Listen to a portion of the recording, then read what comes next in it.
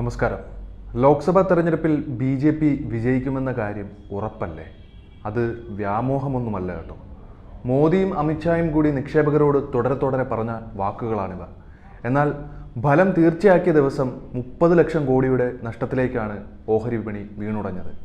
കേന്ദ്ര ഭരണകൂടത്തിൻ്റെ കെടുകാര്യസ്ഥതയും മാധ്യമങ്ങളുടെയും കോർപ്പറേറ്റുകളുടെയും അവിശുദ്ധ സൗഹൃദങ്ങളുമാണ് ലോക്സഭാ തെരഞ്ഞെടുപ്പിൽ അന്ത്യത്തിൽ ഓഹരി നിക്ഷേപകരെ നാശകോലമാക്കിയത്. തെരഞ്ഞെടുപ്പ് ഫലം വരുന്നതിനും ആഴ്ചകൾക്ക് മുമ്പാണ് പ്രധാനമന്ത്രി നരേന്ദ്രമോദിയുടെയും ആഭ്യന്തരമന്ത്രി അമിത്ഷായുടെയും നിക്ഷേപകരുടെ മേലുള്ള ഉപദേശം ഇങ്ങനെയായിരുന്നു: ഓഹരികൾ വാങ്ങാനുള്ള വളരെ നല്ല സമയമാണ് ജൂൺ 4 മുമ്പ് എന്ന്. ഈ സമയം വിപണി വൻ കുതിപ്പായിരിക്കും നടത്തുമെന്ന സൂചനയും ഇരുവരും പറഞ്ഞിരുന്നു.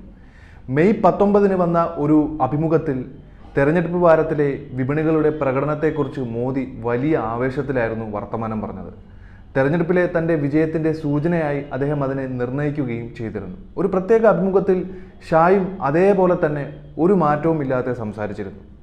സ്റ്റോക്ക് മാർക്കറ്റിലെ തകർച്ചകളെ തെരഞ്ഞെടുപ്പുമായി യോജിപ്പിക്കരുത്, ജൂൺ 4 മുന്നേ തന്നെ ഷെയറുകൾ വാങ്ങിക്കാനാണ് ഞാൻ നൽകുന്ന ഉത്തരവ്. അത് വൻ കുതിപ്പിലായിരിക്കും വഴിതെളിയിക്കുന്നത്.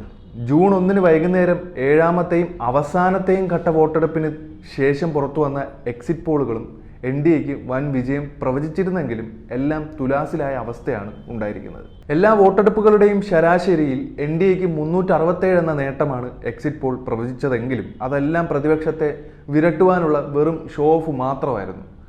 തങ്ങളുടെ ആധിപത്യം ഇനിയും തുടർന്നേക്കുമെന്ന പീക്കിരി വിരട്ടൽ.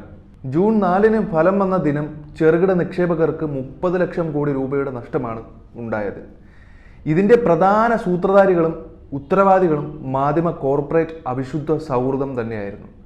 എക്സിറ്റ് പോൾ ഫലങ്ങളുടെ പ്രഖ്യാപനങ്ങൾക്ക് ശേഷം BJPയുടെ തെരഞ്ഞെടുപ്പ് വിജയം പ്രതീക്ഷിച്ച് ജൂൺ 3 ഓഹരി വിപണികൾ ഇതപര്യന്തമില്ലാത്ത കുതിപ്പാണ് നടത്തിയത്. ജൂൺ 4 വോട്ടെണ്ണൽ ദിവസം എല്ലാം താറുമാറായ സാഹചര്യമാണ് ഉണ്ടായത്. ഇത് കാവ്യ പരിവാരങ്ങൾക്ക് വൻ തിരിച്ചടിയായി. 272 എന്ന നേട്ടമുണ്ടാക്കാൻ BJPക്ക് സാധ്യമാക്കാൻ കഴിഞ്ഞില്ല. അതോടെ ഒരു ദിവസം കൊണ്ട് 30 ലക്ഷം കോടിയുടെ നഷ്ടമാണ് നിക്ഷേപകർക്ക് ഉണ്ടായത്. ഒറ്റ ദിവസം കൊണ്ട് 30 ലക്ഷം കോടി രൂപയുടെ നഷ്ടമുണ്ടായി നിക്ഷേപകർക്ക്. ഓഹരി വിപണിയുടെ ഉയർച്ചയും താഴ്ചയും സ്റ്റോക്ക് മാർക്കറ്റ് കുംഭകോണം എന്നാണ് ഇന്ത്യ സഖ്യം അതിനെ വിശേഷിപ്പിച്ചത്.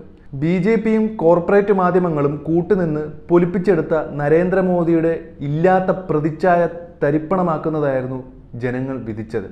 BJPക്ക് ശക്തമായ തിരിച്ചടി ഉണ്ടായിട്ടുണ്ടെങ്കിൽ അതിന് കാരണക്കാരൻ മോദി മാത്രമാണ്. ഇന്ത്യൻ പ്രധാനമന്ത്രിയും ആഭ്യന്തരമന്ത്രിയും IB അന്വേഷണ പരിധികളിൽ ഉള്ളവരും ഓഹരികൾ വാങ്ങാൻ ചില്ലറ നിക്ഷേപകരെ പരസ്യമായി ഉപദേശിച്ചവരാണ്.